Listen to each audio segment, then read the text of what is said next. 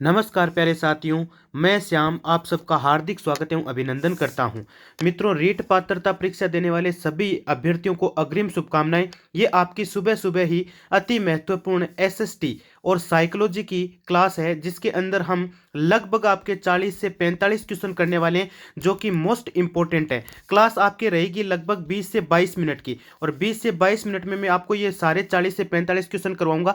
ज़्यादा देखो कुछ नहीं बताऊंगा, क्योंकि समय बहुत कम है, और फटाफट से आप है ना अपने एक एक क्वेश्चन का जवाब देना। और आपको इस बार अपना शिक्षक बनने का सपना पूरा करना है दोस्तों, इसलिए सारे शिक्षकगण और मेरे अभ्यर्थी प्रिय अभ्यर्थी वो तैयार हो जाओ और क्लास में जुड़ जाओ। एकाग्रता से फोन को रोटेट कर लो और ईमानदारी से आपको पढ़ना है।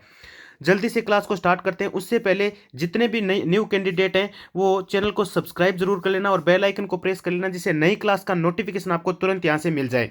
और टेलीग्राम पर ये पूरी पीडीएफ भेजूंगा मैं। टेलीग्राम की लिंक डिस्क्रिप्शन में और कमेंट बॉक्स में पिन की हुई है, वहां से आप ज्वाइन कर सकते हो। ठीक है, ज्वाइन कर लेना। वहां पर आपको ये पूरी पीडीएफ उत्तर सहित में भेज दूंगा दोस्तों। ठीक है, चलिए अब टाइम को वेस्ट नहीं करते हैं और जल्दी से स्टार्ट करते हैं। हर एक क्वेश्चन के लिए आपको 5 सेकंड का समय मिलेगा। हर एक 5 सेकंड में आपका जवाब आना चाहिए। ठीक है मित्रों, चलिए तो सारे कैंडिडेट तैयार हो जाइए और एक एक क्वेश्चन इंपॉर्टेंट है, एक भी सिंगल क्वेश्चन मिस मत कीजिएगा।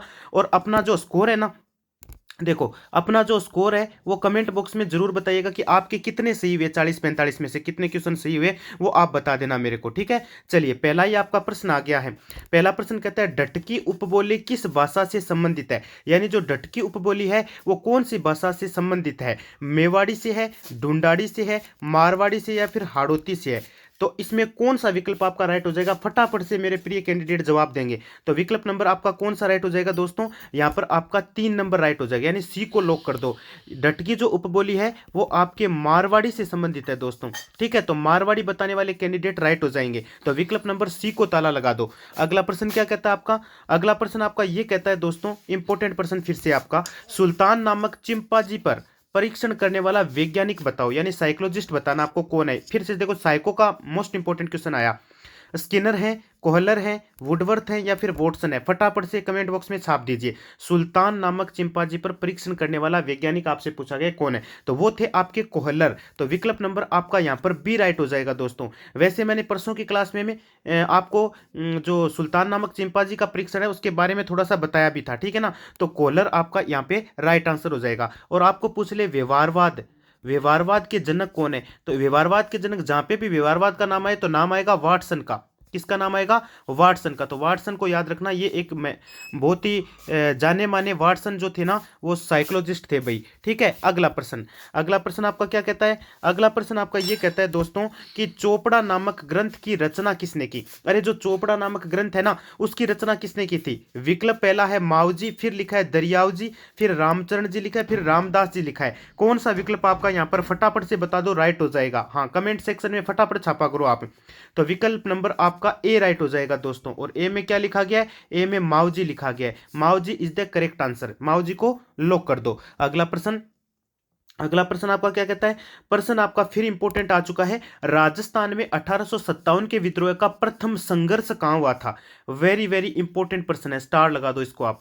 ठीक है, एरियनपुरा था, नसीराबाद था, डूंगरपुर था, या फिर उदयपुर था। फटाफट से जवाब दे दीजिए। तो विकल्प नंबर आपका राइट कौन सा हो जाएगा, बी राइट हो जाएगा। और बी में लिखा है नसीराबाद, और नसीराबाद बताने वाले सारे कैंडिडेट यहां पर सही होंगे भाई। ठीक है, हाँ बिल्कुल बिल्कुल बिल्कुल, ये जो राजस्थान में 1857 के विद्रोह का प्रथम संघर्ष है वो आपके नसीराबाद में होता है। वैसे तो छावनियां कई थी, एरिनपुरा ये छावनियों में आते हैं, लेकिन नसीराबाद आपके वो पहला स्थान था जहां पे प्रथम संघर्ष हुआ था। अगला प्रश्न क्या कहता है, अगला प्रश्न आपका क्या कहता है, हाँ सुबह सुबह का समय है, सारे के सारे है ना एकदम से फटकार से 2 गुना में पढ़ लो, लेकिन पढ़ लो सारे।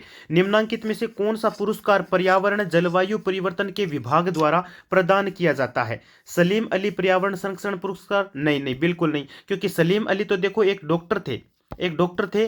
पशु जो पक्षी होते हैं ना, पशु पक्षी, उनके वैसे डॉक्टर थे ये। ठीक है ना, कैलाश सांकला पर्यावरण संरक्षण, नहीं ये भी नहीं दिया जाता है। इंदिरा गांधी पर्यावरण संरक्षण पुरस्कार या राजीव गांधी पर्यावरण संरक्षण पुरस्कार, क्योंकि आपको पूछा है पर्यावरण और जलवायु परिवर्तन दोनों पूछा है। तो विकल्प नंबर आपका कौन सा राइट हो जाएगा, सर जी डी को लॉक कर दो। और डी में क्या लिखा है, यहाँ पर डी में लिखा है राजीव गांधी पर्यावरण संरक्षण पुरस्कार इज द करेक्ट आंसर। अगला प्रश्न क्या कहता है, अगला प्रश्न आपका ये कहता है दोस्त कि समग्रता के सिद्धांत यानी गेस्टाल्ट थ्योरी के प्रवर्तक कौन है वो बताओ। आर एम गेने हैं, ये भी आपके साइको का, ये भी आपके साइकोलॉजी का मोस्ट इंपॉर्टेंट क्वेश्चन है दोस्तों। आर एम गेने, देखो काफी एग्जाम में पूछा गया है, सेकंड ग्रेड में भी पूछ लिया गया है 2018 वाली भर्ती में, और आपके फर्स्ट ग्रेड जो एग्जाम हुआ था पीछे अभी, उसमें भी पूछा गया है। समग्रता के सिद्धांत यानी गेस्टाल्ट की थ्योरी के प्रवर्तक बताओ। आर एम गेने थे या फिर, देखो आर एम गेने थे या वर्दीमर व अन्य थे या बी एस ब्लूम थे या फिर स्किनर थे। देखो स्किनर का नाम यहाँ तो बिल्कुल भी नहीं आएगा, वो थे आपके वर्दीमर। वर्दीमर जो है ना उनका नाम था, लेकिन इसके साथ साथ अनेक और भी बहुत सारे अन्य इनके साथ साइकोलॉजिस्ट थे जो शामिल थे भाई। अगला प्रश्न आपका क्या कहता है? प्रश्न आपका ये कहता है दोस्तों कि किस वर्ष जयपुर वेधशाला जंतर मंतर को यूनेस्को द्वारा विश्व धरोहर स्थल के रूप में मान्यता दी गई? कौन से वर्ष दी गई? काफी बार मैंने बताया 2010, 2015, 2020 या 2005। तो ये मान्यता दी गई थी आपके 2010 यानी 2010 में दी गई। तो विकल्प नंबर आपका कौन सा सही हो गया? ए सही हो गया। ए बताने वाले सारे कैंडिडेट यहां पर राइट हो जाएंगे। अगला प्रश्न क्या कहता है? अगला प्रश्न निम्नलिखित में से राजस्थान का कौन सा शहर कुंडों और बावड़ियों के शहर के रूप में जाना जाता है? अरे कुंडों और बावड़ियों के शहर के रूप में बीकानेर, उदयपुर है, बूंदी है या फिर अजमेर है? तो दोस्तों कुंडों और बावड़ियों के रूप में बूंदी को जाना जाता है। तो विकल्प नंबर आपका कौन सा राइट हो गया? सर जी सी को लॉक कर दो। यहां पर सी बताने वाले कैंडिडेट राइट हो जाएंगे। अगला प्रश्न फिर से आपके साइको का आ गया, इंपॉर्टेंट है। थार्नडाइक, देखो क्या लिखा है? थार्नडाइक के प्रभाव का नियम का शैक्षणिक महत्व नहीं है। रुचियों की वृद्धि में या संवेगों पर नियंत्रण, अपराधी बालकों का उपचार या फिर स्मरण शक्ति में कमी? कौन सा विकल्प आपका यहां पर राइट होने वाला है? वेरी वेरी इंपॉर्टेंट आपका ये क्वेश्चन आ चुका है दोस्तों, स्टार लगा लेना इसको, ठीक है। हाँ तो विकल्प नंबर आपका कौन सा? हाँ बिल्कुल, ये आपकी स्मरण शक्ति में कमी, ठीक है ना। हाँ इनका जो प्रभाव का जो नियम है, शैक्षणिक महत्व कौन सा नहीं है, वो नहीं है कि स्मरण शक्ति में कमी, ये महत्व इसका नहीं रह जाता है, ठीक है ना। वेरी गुड, यहाँ पे डी बताने वाले कैंडिडेट सही हो जाएंगे। अगला प्रश्न क्या कहता है? अगला प्रश्न आपका ये कहता है कि रिंद्रोही के लेखक कौन है? अरे जो रिंद्रोही है उसके लेखक कौन है? मणि मधुकर है, तेज सिंह जोधा है, अर्जुन देव चारण है या मलचंद है? पहली जो अपनी क्लास थी ना, पहली जो क्लास लगभग आज 8-10 दिन पहले की बात कर रहा हूं मैं, उसमें मैंने आपको रिंद्रोही के बारे में पूरा एकदम सिस्टम से पूरा विस्तार से बताया था। रिंद्रोही के लेखक पूछा आपसे, मणि मधुकर है, तेज सिंह जोधा, अर्जुन देव चारण, मलचंद। फटाफट से अपना कमेंट बॉक्स में छाप दीजिए, ठीक है ना। हाँ बिल्कुल, तो यहाँ पे विकल्प नंबर आपका यहाँ पर सी राइट हो जाएगा। किसका नाम आता है? अर्जुन देव चारण का नाम आता है दोस्तों। तो राइट आंसर आपका अर्जुन देव चारण इज द करेक्ट आंसर। अगला प्रश्न आपका क्या कहता है? ईसर ईसरी की पूजा किस त्योहार पर की जाती है? अरे ईसर ईसरी की पूजा कब करते हैं? ये तो सबको पता होना चाहिए। जितने भी मेरे प्रिय राजस्थान के भाई हैं ना, जितने भी मेरे राजस्थान के मित्र हैं जो रीट एग्जाम देने वाले हैं, उन सबको पता है, मुझे पता है। तीज, गणगौर, रक्षाबंधन या फिर नागपंचमी, ईसर ईसरी, तो इनकी पूजा की जाती है गणगौर के ऊपर आपके। तो विकल्प नंबर आपका यहाँ पर बी राइट हो जाएगा दोस्तों। इसमें देखो जो ईसर नाम आया ना, ये तो भगवान शिव के लिए आया है, ठीक है ना। और जो ईसरी नाम आया है, ईसरी, वो नाम आया है आपके किसके लिए आया है? माता पार्वती, देवी पार्वती के लिए ये नाम आया है। यहाँ पे इनकी पूजा गणगौर पर की जाती है। अगला प्रश्न आपका क्या कहता है? निम्नलिखित में से कौन सा युग्म सही सुमेलित नहीं है? इनमें ऐसा कौन सा युग्म है जो सही नहीं है? संत रामचरण जी शाहपुरा, ये तो सही लिखा है भाई, इसका तो क्या गलत है? संत हरिराम दास जी, बिल्कुल सिंहथल। संत दरियाव जी, ये गलत आ गया भाई, रेवासा नहीं है यहाँ पर, ठीक है ना। तो विकल्प नंबर सी जो है ना, वो आपका क्या है? असुमेलित है। यहाँ पे आपको पूछा था सुमेलित कौन सा नहीं है, तो ये आपका असुमेलित है। बाकी तीनों के तीनों सही है आपके। तो विकल्प नंबर सी को क्या लगा दो? ताला लगा दो। Very good. अगला प्रश्न क्या कहता है? प्रश्न कहता है राजमहल टोंक खान संबंधित है। ये जो राजमहल टोंक खान संबंधित किससे है? सोने से है, पन्ने से है, चांदी से या फिर तांबड़ा से है? तो यहाँ पे कौन सा राइट हो जाएगा आपका? तो राजमहल टोंक खान जो है वो आपके संबंधित है दोस्तों तांबड़ा से, तांबे से है, ठीक है, तांबड़ा से है। तो विकल्प नंबर आपका कौन सा राइट हो गया? डी राइट हो गया। पहले देखो आपके जो खेतड़ी है ना, वहां पे तांबा अधिक मात्रा में निकलता है, ठीक है ना, प्रसिद्ध माना जाता है ना खेतड़ी आपका। और राजमहल टोंक खान जो है ना, वो भी आपके तांबड़ा से ही क्या है? हाँ बिल्कुल संबंधित है। तो विकल्प नंबर डी आपका राइट हो जाएगा। अगला प्रश्न क्या कहता है? अगला प्रश्न ये इंपॉर्टेंट प्रश्न है भाई, स्टार लगा लीजिए। बाप बोल्डर बेड राजस्थान के किस जिले में स्थित है? जैसलमेर में है, जोधपुर में है, बीकानेर में या फिर हनुमानगढ़ में है? इंपॉर्टेंट प्रश्न है, फटाफट जवाब दे दीजिए। ये कहाँ पे है? ये आपका जोधपुर में है दोस्त। बाप बोल्डर बेड राजस्थान के कौन से जिले में है? ये आपके जोधपुर में पड़ता है। तो विकल्प नंबर आपका बी राइट हो जाएगा। अगला प्रश्न क्या कहता है? अगला प्रश्न आपका क्या कहता है? प्रश्न कहता है सीखने की प्रयास, या फिर ऐसे लिखा हुआ आ जाए कि अधिगम का प्रयास एवं त्रुटि विधि का संबंध किससे है?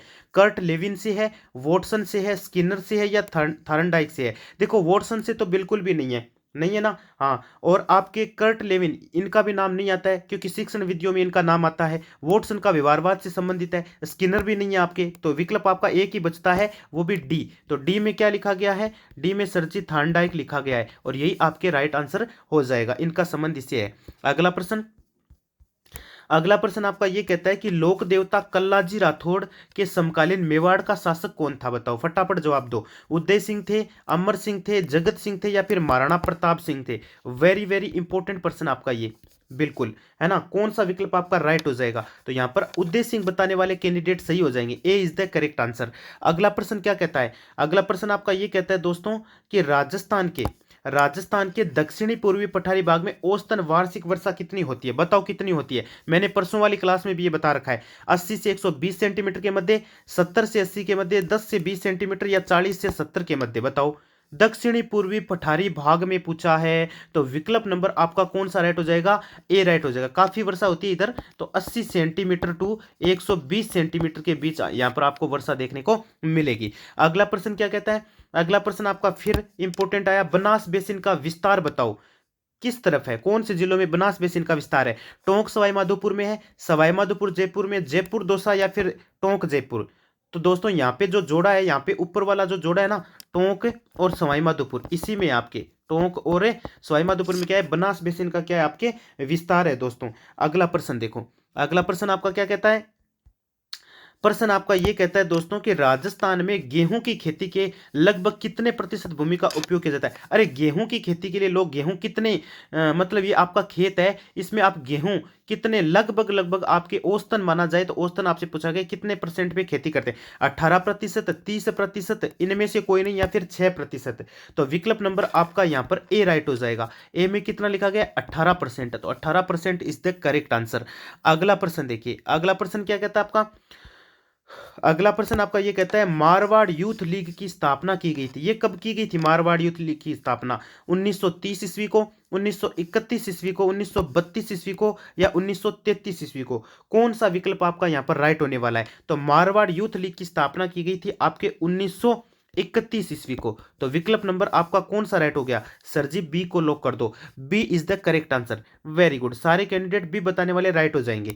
अगला प्रश्न, बिसल देव रासो की रचना किसने की? अरे बिसल देव रासो जो है ना, उसकी बताओ रचना किसने की? चंद्र बरदाई ने? नहीं, बिल्कुल नहीं सर जी। महेश दास का भी नाम नहीं आता है। बचे हैं दो आपके पास, सूर्यमल मिश्रण और नरपति नालय। अब सूर्यमल मिश्रण की मैंने अलग से आपको बता रखा है अच्छे से, है ना। तो बचते हैं आपके नरपति नालय। तो विकल्प नंबर डी राइट हो जाएगा। नरपति नालय जो है वो बिसल देव रासो की रचना इन्होंने की थी। किसका नाम आता है? नरपति नालय का नाम आता है। Very good. अगला प्रश्न क्या कहता है? अगला प्रश्न आपका ये कहता है दोस्तों कि बुरी आदतों को सुधारा जा सकता है। अरे बुरी आदतों को कैसे सुधारा जा सकता है? साइको का मोस्ट इंपोर्टेंट क्वेश्चन है। डांट डपट कर, या दोषारोपण द्वारा, या फिर अनुबंधन द्वारा, या फिर सारे के सारे ये काम करेंगे? देखो दोस्तों, केवल डांट फटकार से बुरी आदतें नहीं छूटती है, ठीक है ना। नए दोषारोपण से कुछ होता है, ठीक है। अनुबंधन यदि किया जाए, अनुबंधन में क्या होता है? अनुबंधन में सारे वो फैक्ट आ जाते हैं, ठीक है ना। हाँ, जो कि उत्तरदायी होते हैं सुधारने के लिए। तो बुरी आदतों को सुधारा जा सकता है अनुबंधन द्वारा। तो विकल्प नंबर सी को यहां पर ताला लगा दो। अगला प्रश्न, अगला प्रश्न फिर इंपॉर्टेंट है आपके, कौन सा चित्रित पिछवाई नाथ द्वारा चित्रकला शैली का सजीव उदाहरण है? बताओ। चमड़ा है, कागज है, कपड़ा है, या फिर लकड़ी है? बताओ, फटाफट से जवाब दे दो। वेरी वेरी इंपॉर्टेंट क्वेश्चन आपका, ठीक है ना। हाँ, कौन सा चित्रित पिछवाई नाथ द्वारा चित्रकला शैली का सजीव उदाहरण माना जाता है? तो ये माना जाता है पिछवाई चित्रकला शैली में आपके कपड़ा माना जाता है। तो विकल्प नंबर आपका सी राइट हो जाएगा दोस्तों, ठीक है। Very good. और हाँ बिल्कुल, पिछवाई नाथ द्वारा चित्रकला शैली का ये सबसे महत्वपूर्ण भी है, एक नंबर पे आता है वैसे देखा जाए। अगला प्रश्न, अगला प्रश्न आपका पूछा कि गोखरू आभूषण मानव शरीर के किस अंग पर पहना जाता है? अरे जो गोखरू आभूषण होता है ना, वो कहां पहना जाता है? जैसे कल आया था तुलसी, कहां पहना जाता है? तो तुलसी तो गले में पहनती है महिलाएं, ठीक है ना। अरे गले में पहनती है ना, तिमड़ियां भी गले में पहनती है। वो तो मैंने अलग अलग हालर और सारे कुछ बताए थे आपको, ठीक है ना। हाँ सर जी, लेकिन यहाँ गोखरू पूछा है आज वाले में। तो गोखरू आभूषण मानव शरीर के किस अंग पर पहनते हैं? अंगुली में पहनते हैं, नाक में पहनते हैं। अरे अंगुली में तो वो एक तो आपके थे, बोलो मारवाड़ी के माँ बिंटी, ठीक है ना। बिंटी बोलो ने अंगूठी पे पैरिस है।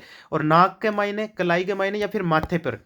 अब देखो नाक के अलग अलग सारे बताए हुए मेरे को, है ना, नत्थर वो सारे बता दिए मैंने, पिछली क्लास में भी बताए थे, है ना। तो यहाँ पे आपको गोखरू आभूषण पूछा है, तो ये आपके कलाई में पहना जाता है दोस्तों। विकल्प नंबर आपका कौन सा राइट हो गया, यहाँ पे आपका सी राइट हो गया, और सी बताने वाले कैंडिडेट सभी राइट हो जाएंगे।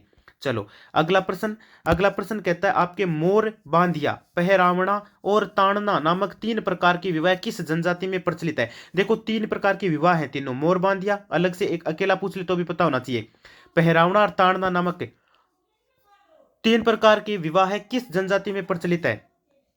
भील में है, सहरिया में है, ग्रासिया में है, या फिर मीणा में है। तो कौन सा विकल्प आपका यहां पर राइट होने वाला है, फटाफट से जवाब देंगे, देखो गलती कोई नहीं करेगा इसके अंदर। तो विकल्प नंबर कौन सा राइट हो जाएगा, gratia is the correct answer, यानी सी आपका क्या हो जाएगा, राइट हो जाएगा। ग्रासिया बताने वाले कैंडिडेट सारे के सारे क्या हो जाओगे, सही हो जाओगे दोस्तों, ठीक है ना।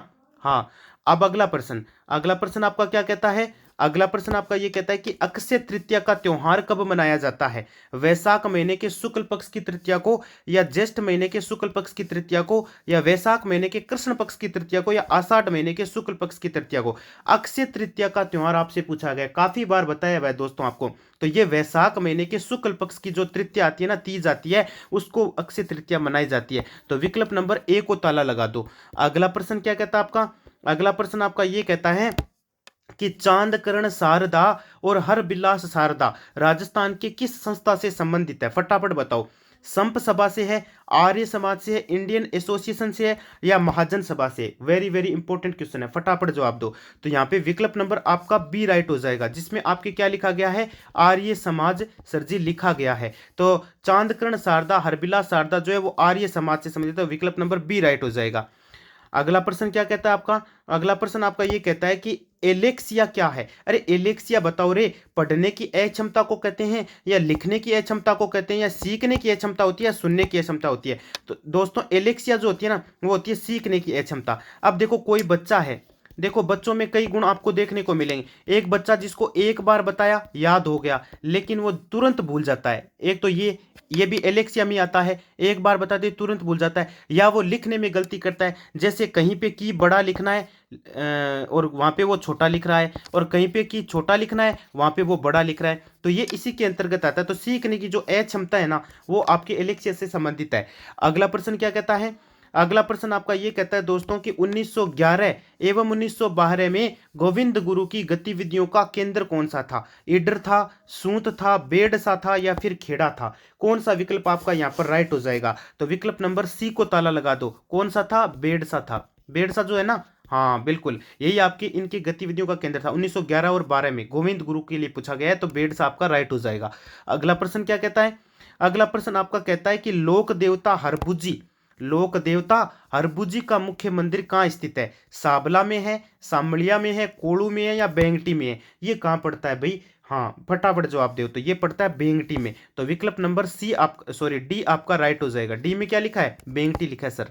अगला प्रश्न, अगला प्रश्न आपका ये कहता है कि सुल्तान अलाउद्दीन खिलजी का सेनापति जो रणथंबोर के किले की घेराबंदी के समय मारा गया, उलुग खां था, जलाल खां था, नुसरत खां, या मोहम्मद खां, कौन मारा गया था। तो वो था आपके नुसरत खां। तो विकल्प नंबर सी को ताला लगा दो दोस्तों। अगला प्रश्न क्या कहता है, अगला प्रश्न आपका ये कहता है दोस्तों कि किस इतिहासकार ने हल्दी घाटी के युद्ध को गोगुंदा के युद्ध के नाम से पुकारा है, Abdul Qadir Badayuni, colonel James Tod, Abul Fazl, या निजामुद्दीन अहमद। कौन सा विकल्प आपका राइट हो जाएगा। तो विकल्प नंबर आपका सी राइट हो जाएगा, जिसमें क्या लिखा गया है, अबुल फजल लिखा गया है।